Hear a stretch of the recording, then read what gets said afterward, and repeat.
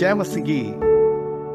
आज का सुंदर सुबह के लिए फिर से प्रभु को मैं धन्यवाद देता हूं। आज का मन के लिए एक वचन में पढ़ के सुनाना चाहते हैं। दूसरा कुरिन्थियों 5 अध्याय का 18 और 19 आयतें।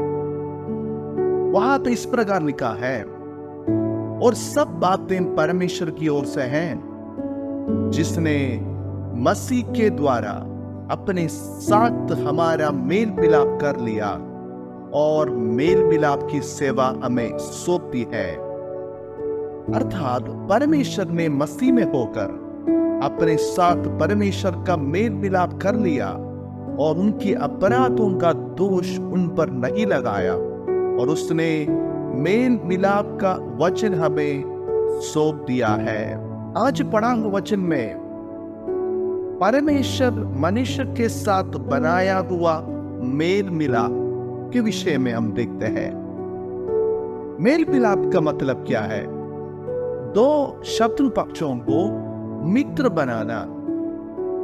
कौन था शत्रु? परमेश्वर और मनुष्य के बीच में पाप के कारण शत्रुता आए थे। इसलिए सारे मनुष्य परमेश्वर से दूर हुआ, परमेश्वर का शत्रु बना। इसलिए हम देखते हैं ज्यादातर लोग परमेश्वर के विषय में बोलने से बहुत गुस्सा करते हैं। वे लोग सुनना नहीं चाहते हैं, क्योंकि पाप के कारण मनुष्य परमेश्वर से दूर हुआ, शत्रु बन गया। दो शत्रु पक्षों के बीच में मित्रता उत्पन्न करने के लिए स्वर्ग से परमेश्वर यीशु मसीह मनुष्य का रूप लेकर आया है। उनका क्रूस का मृत्यु के द्वारा आज मनुष्य को परमेश्वर के साथ मेल मिलाप है। मैंने इस प्रकार एक कहानी सुना था। एलिजाबेथ बैरन ब्राउनिंग बचपन से एक दुर्घटना के कारण वो विकलांग हो गई थी।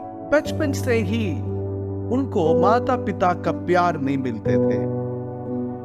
लेकिन जब वो बढ़ गई, एलिजाबेथ बैरन ने रॉबर्ट ब्राउनिंग नामक एक नौजवान के साथ उनका शादी हुआ था। एलिजाबेथ हमेशा ये चाहती थी कि उनका माता पिता के साथ मेल मिलाप में आ जाए, अच्छा प्यार और संबंध में आ जाए। इसलिए उन्होंने हर सप्ताह में एक एक चिट्ठी अपना माता पिता के लिए भेजती थी। उनका आशा यह था कि एक दिन इनका माता पिता एलिजाबेथ के साथ जो टूटा हुआ रिश्ता पुनर्निर्माण कर सके और उनके साथ प्यार में आ सके। इसी प्रकार चिट्ठी लिखता रहा, लेकिन कोई भी चिट्ठी के लिए उनका माता पिता से एक भी जवाब उनको नहीं मिली। फिर भी उन्होंने चिट्ठी लिखते रही। 10 साल इसी प्रकार बीत गई। एक दिन डाक द्वारा, पोस्टल द्वारा उनको एक बड़ा पेटी मिली।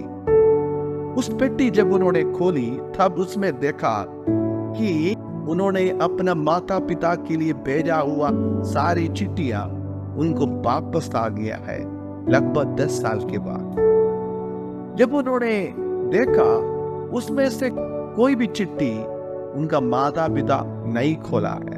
इसलिए 10 साल के बाद वो उनके पास वापस लौटा।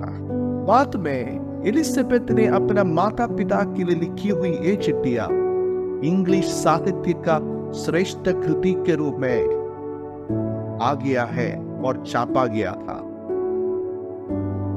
यदि एलिजाबेथ का माता पिता ये चिट्ठी खोलते हैं तो, इसमें से किसी भी एक चिट्ठी खोलते हैं तो वे उनके साथ मेल मिलाप में आते होंगे। लेकिन उन्होंने इस चिट्ठियों में से एक भी चिट्ठी नहीं खोला है। इसी प्रकार परमेश्वर ने अपना प्रेम की चिट्ठी हमें दे दिया है।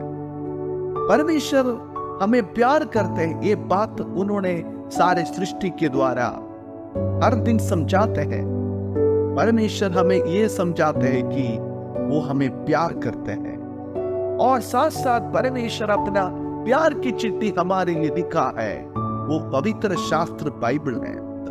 लेकिन ज्यादातर लोग परमेश्वर के साथ जो अच्छा रिश्ता नहीं होने के कारण, मेल मिलाप नहीं होने के कारण वे इस प्रेम की चिट्ठी को एक बार भी नहीं पढ़ते हैं। यदि आप इस प्रकार का व्यक्ति है तो एक बार ये प्रेम की चिट्ठी खोल कर पढ़ते हैं तो आपको भी समझ में आते होंगे कि परमेश्वर आपको कितना प्यार करते हैं।